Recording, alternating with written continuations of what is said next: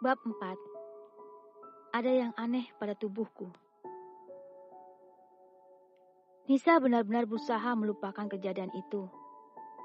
Pada hari itu, dia diantar pengacara Aji pulang ke kosannya dengan membawa salinan surat perjanjian dan 2 lembar cek di tangannya.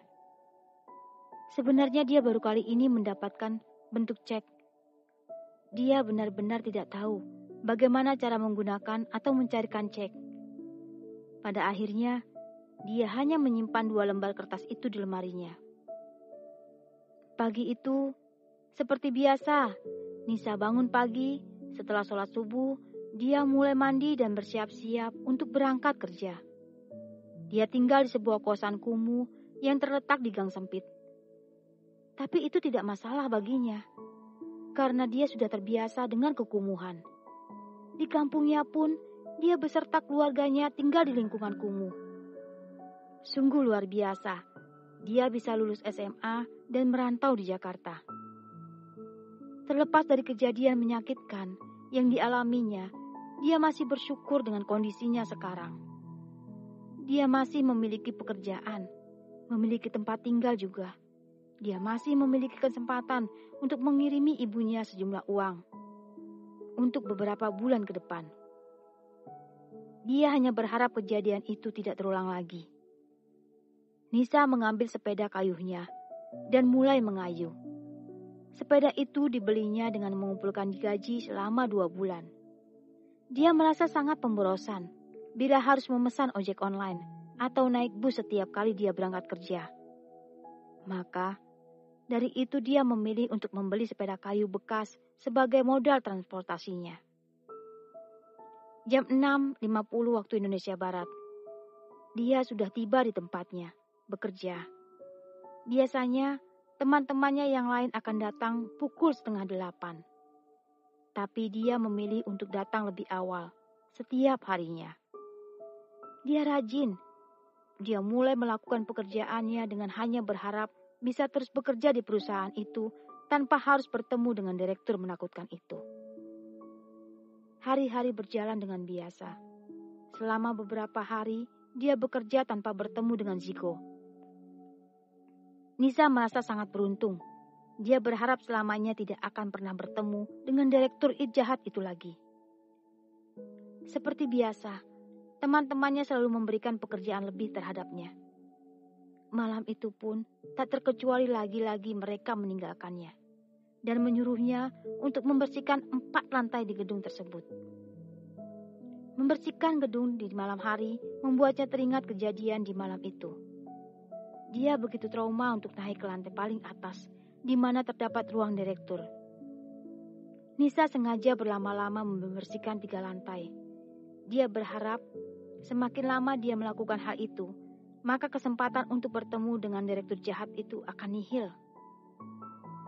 Jam menunjukkan pukul 19.56 waktu Indonesia Barat. Ketika Nisa naik ke lantai atas, lagi-lagi Nisa terkejut melihat lampu ruang direktur masih menyala. Dengan cepat dia berbalik dan laki-laki itu ternyata berdiri di hadapannya. "Apa yang kamu lakukan?"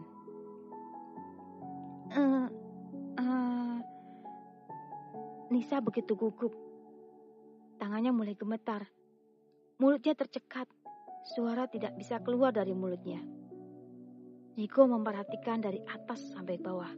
Memperhatikan peralatan kebersihan yang dibawanya. "Kemana teman-temanmu yang lain? Kenapa membersihkan gedung sendirian?" Nisa masih tetap tidak bisa berbicara. Tubuhnya menjadi kaku. Sepertinya Ziko menyadari kondisi tubuh Nisa. Dia sadar, sepertinya Nisa takut padanya. Dia tidak ingin wanita itu semakin ketakutan. Maka dari itu, dia lebih memilih mengakhiri percakapan itu. "Sudahlah, kamu pulanglah. Kerjakan semua esok hari." Dan Ziko pun berlalu. Membuat Nisa kembali bisa bernapas lega. Pelan-pelan Nisa berusaha menggerakkan tubuhnya yang kaku. Kemudian, setelah tubuhnya bisa digerakkan, dia mulai beralih kencang, berusaha menjauhi direktur itu sejauh-jauhnya. Ziko menatap Nisa dari kejauhan. Bukan manusia namanya kalau dia tidak merasa bersalah. Dia merasa sangat bersalah atas perbuatannya terhadap wanita itu. Namun dia begitu pengecut. Dia tidak ingin kasus itu terblow up dan mencoreng nama baiknya. Pada akhirnya, dia memutuskan untuk melakukan perjanjian itu. Di luar dugaannya, wanita itu dengan mudah menerima syarat-syaratnya dan berharap ke depannya dia tidak lagi berhubungan dengan wanita itu. Pagi itu, Nisa merasa sangat tidak enak badan. Badannya terasa meriang, kepalanya pusing, dan lidahnya terasa pahit. Nisa memejamkan matanya sebentar, berusaha menghilangkan pusing yang melandanya. Kemudian dia mulai mengoleskan minyak kayu putih di beberapa bagian tubuhnya. Dia tidak boleh sakit. Dia harus berangkat kerja. Dia sudah menerima gaji.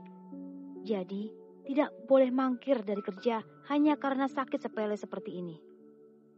Nisa bangkit dari tempat tidurnya. Dia merasa sekeliling kamarnya bergoyang. Kepalanya begitu pusing dan perutnya begitu mual. Pada akhirnya, dia kembali berbaring di ranjangnya dengan hati-hati. Nisa kembali mengambil uang receh di atas mejanya. Kemudian dia mulai kerokan. Tak berselang beberapa lama, tubuhnya mulai dipenuhi bulir-bulir merah bekas kerokan. Setelah dirasa tidak begitu pusing lagi, Nisa mulai bangun dari tempat tidurnya. Dengan hati-hati, dia melangkah ke kamar mandi di luar kamar kos. Sepertinya pagi ini tubuhnya tidak bisa diajak kompromi untuk mandi. Nisa memilih untuk mencuci mukanya dan membasuh tubuhnya dengan kain untuk menghilangkan bau keringat di tubuhnya. Setelah beberapa menit bersiap, akhirnya dia pun berangkat kerja. Meskipun tubuhnya sedang tidak sehat, namun Nisa tetap memaksakan diri untuk mengayuh sepedanya. Dia harus menghemat pengeluarannya karena gajian masih lama. Nisa mengayuh sepedanya dengan pelan-pelan. Sesekali dia kehilangan konsentrasinya karena rasa sakit di kepalanya, sehingga menyebabkan sepedanya keluar jalur. Namun sejenak, kemudian dia berhasil mengarahkan sepedanya lagi. Hal itu terjadi selama beberapa kali. Namun akhirnya Nisa berhasil tiba di kantor dengan selamat. Meskipun tubuhnya sangat lemah, namun Nisa berusaha menyelesaikan tugas-tugasnya. Dia mengepel setiap ruangan, mengelap setiap meja, membuang sampah, membersihkan kaca-kaca, mencuci bekas makanan dan minuman para karyawan. Tugas terakhirnya adalah membersihkan kamar mandi. Biasanya, pekerjaan itu akan menjadi pekerjaan yang sepele baginya. Namun karena tubuhnya sedang lemah, dia tak kuasa menyelesaikannya. Pekerjaan dengan yang baik.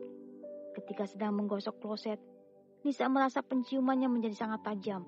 Bau kloset yang menyengat langsung menyerangnya, membuatnya kepalanya menjadi pusing dan perut bergejolak. Dan dia pun memuntahkan isi perutnya.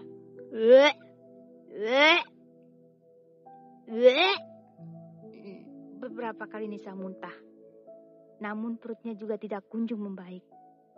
Nisa menyandarkan tubuhnya dengan lemah di dinding kamar mandi. Berusaha menghela napas dalam-dalam.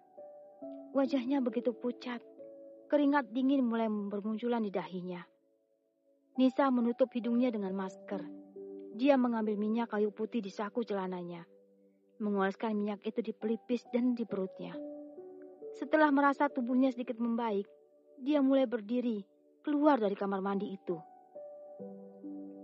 Dengan sempoyongan, Nisa berjalan ke arah lift. Masih ada 2 lantai lagi yang perlu dibersihkannya. Dia harus cepat membersihkannya sebelum para karyawan datang. Sembari menunggu pintu lift terbuka, Nisa menyandarkan tubuhnya di dinding. Dan pintu lift pun terbuka. Tanpa melihat penghuni di dalam lift, Nisa segera masuk dan memencet tombol lantai yang akan dituju. Begitu pintu lift tertutup, Nisa segera bergerak ke belakang, berusaha untuk menyandarkan tubuhnya lemah kembali. Dan dia melihat laki-laki itu lagi. Laki-laki jahat yang telah memperlakukannya dengan tidak manusiawi.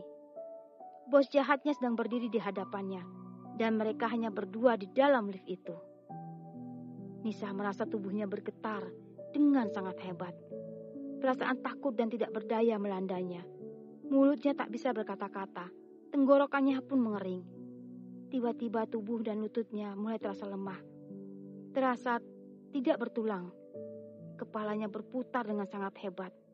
Di detik berikutnya, Nisa merasa pandangannya mulai menggelap. Sebelum tubuhnya belum benar-benar jatuh ke lantai, dia merasa ada sepasang tangan yang menangkapnya. "Hei, kamu tidak apa-apa?" Itu kata terakhir yang diingatnya. Nisa kehilangan kesadaran sepenuhnya. Kalau kamu mau dengar audiobook lebih banyak dan gratis, segera download Audiotune.